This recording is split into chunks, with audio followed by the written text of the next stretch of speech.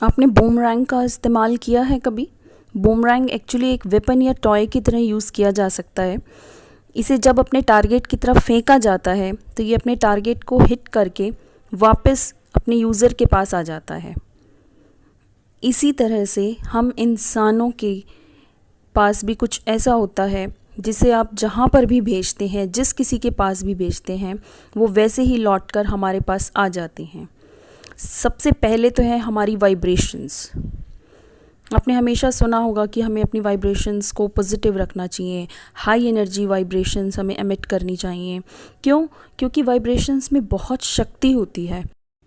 हम जैसी vibrations release करते हैं वैसा ही रिज़ल्ट हमें मिलता है। जैसे कि अगर आप प्यार, मान सम्मान की वाइब्रेशंस भेजेंगे तो बदले में आपको भी वही मिलेगा। लेकिन अगर आप नफ़रत, गुस्सा, द्वेष, इस तरह की वाइब्रेशंस किसी के पास भेजते हैं तो ऑब्वियसली आपको बदले में वही मिलने वाला है।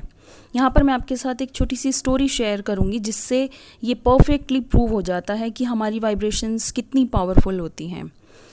एक लड़की समुद्र के किनारे जो सीगल्स उड़ते हैं रोज़ जाकर उनको कुछ खाने के लिए देती थी।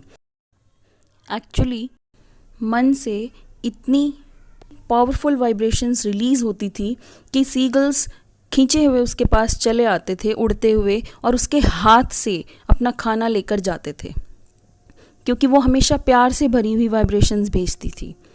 एक दिन एक बच्चे ने उस लड़की को कहा कि आपके पास इतने सारे सीगल्स आते हैं, क्या आप एक सीगल मुझे ला देंगे? मैं उसे अपना पेट बनाना चाहता हूँ। लड़की ने पहले तो मना किया, पर उस बच्चे के ज़िद करने पर वो मान गई। अगले दिन वो इसी वाइब्रेशन के साथ समुद्र के किनारे गई कि मुझे एक पक्षी को पकड़ना है और उस बच्चे के लिए लेकर जाना है। And you will not believe कि उस दिन एक भी पक्षी उस लड़की के करीब नहीं आया।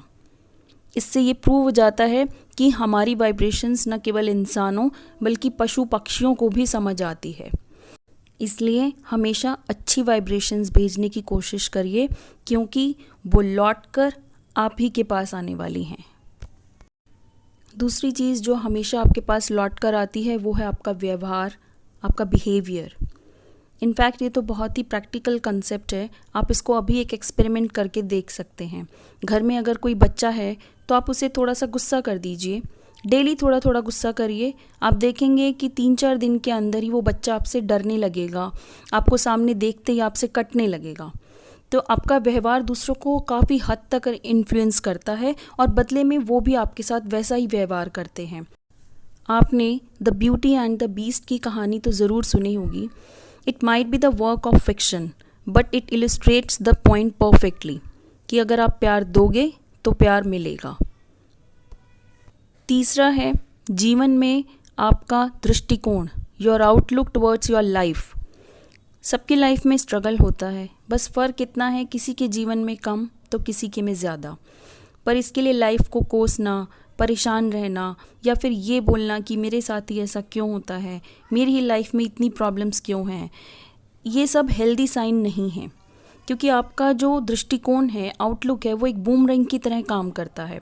अगर आप परेशान रहेंगे तो परेशानियां ही आपके पास लौट कर आएंगी, लेकिन अगर आप खुश रहेंगे तो मुमकिन है कि खुशियाँ ही आपके पास लौट कर आएंगी, क्योंकि यूनिवर्स हमें वही देता है जो हम यूनिवर्स के पास भेजते हैं। So love your life and life will certainly love you back.